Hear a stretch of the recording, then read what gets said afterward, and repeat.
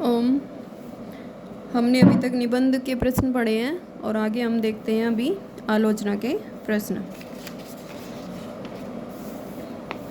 निम्नलिखित समीक्षकों में से एक मार्क्सवादी समीक्षक है रामविलास शर्मा। निम्नलिखित में से नंद दुलारे वाजपेयी के संबंध में सही है क्या? नंद दुलारे वाजपेयी ने प्रसाद पंत और निराला को छायावाद की व्रतत्रयी के रूप में प्रतिष्ठित किया, ये भी सही है। नंद दुलारे वाजपेयी छायावादी और स्वच्छंदतावादी आलोचक थे, ये भी सही है। तो इसका हो जाता है 1 और 3, ऑप्शन बी। मैं साहित्य को मनुष्य की दृष्टि से देखने का पक्षपाती हूँ, जो वांगजाल मनुष्य को दुर्गति, हीनता और परम मुखापेक्षिता से न बचा सके, जो उसकी आत्मा को तेजोदीप्त न बना सके, जो उसके हृदय को परम दुख कातर और संवेदनशील न बना सके, उसे साहित्य कहने में मुझे संकोच होता है। यह कथन किसका है? हजारी प्रसाद द्विवेदी जी का।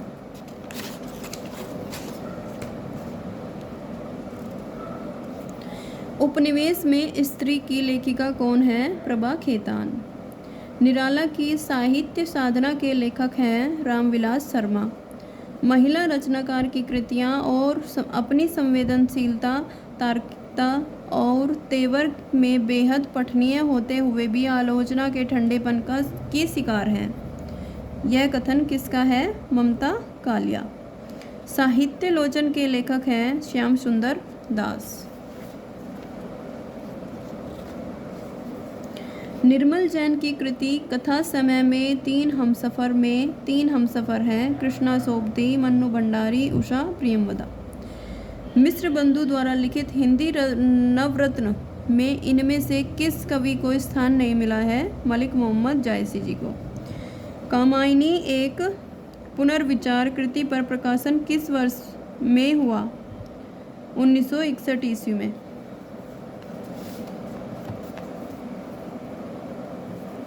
मुक्तिबोध रचनावली का संपादन किया है नेमीचंद जैन ने। निम्नलिखित में से सौष्ठववादी आलोचक किसको कहा जाता है? नंद दुलारे वाजपेयी जी को।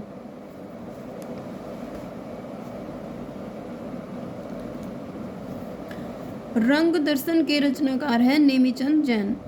असंगत विकल्प चुनिए। देव और बिहारी, पदम सिंह शर्मा। प्रेमचंद को कबीर के बाद हिंदी का सबसे बड़ा व्यंग्यकार किसने माना है? रामविलास शर्मा जी ने।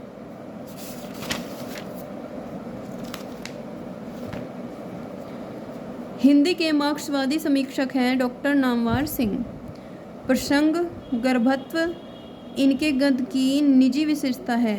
इनकी भाषा सरल और व्यंजनापूर्ण है, बीच बीच में हास्य और व्यंग भी हैं। यह कथन किसके प्रति है? चंद्रधर शर्मा गुलेरी जी का। उनकी आलोचना की प्रमुख विशेषता है उनकी अनाविल दृष्टि और निर्मल विवेचन। यह कथन किस आलोचक के प्रति है? विश्वनाथ प्रसाद मिश्र जी के। कबीर और तुलसी भाषा में एक मिशन के तहत लिख रहे थे। यह कथन किसका है? बच्चन सिंह का।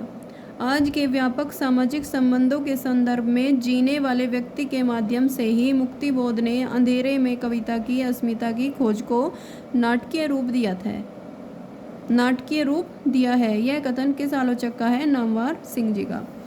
आज का हिंदी निबंध साहित्य अधिकांश में आलोचना की ओर दौड़ा जा रहा है। आजकल आचार्यत्व की चाह रीतिकाल से भी कुछ बढ़ी चढ़ी है। यह किसका कथन है? बाबू गुलाब राय जी का।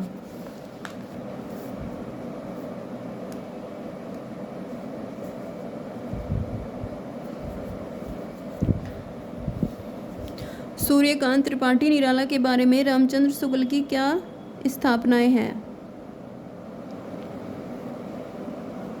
निराला जी ने बहु वस्तु स्पर्शनीय प्रतिभा है और निराला जी पर बंग भाषा की काव्य शैली का प्रभाव है। ये दो। प्रकाशन वर्ष के अनुसार निम्नलिखित रचनाओं का सही अनुक्रम है। प्रेमचंद और उनका युग, भारत की भाषा समस्या, भारतीय हिंदू युग और हिंदी भाषा की विकास परंपरा, और मार्क्स और पिछड़े हुए समाज।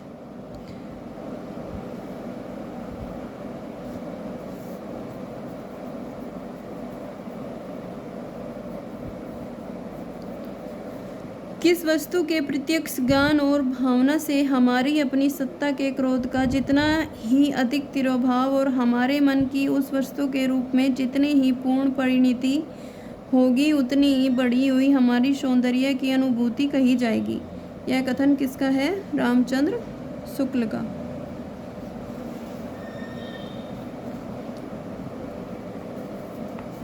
प्रकाशन वर्ष के अनुसार निम्नलिखित रचनाओं का सही अनुक्रम है।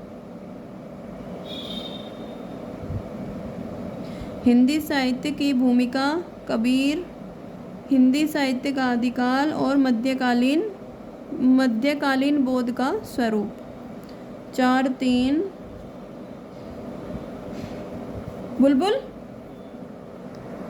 मिलते हैं आपसे नेक्स्ट वीडियो में।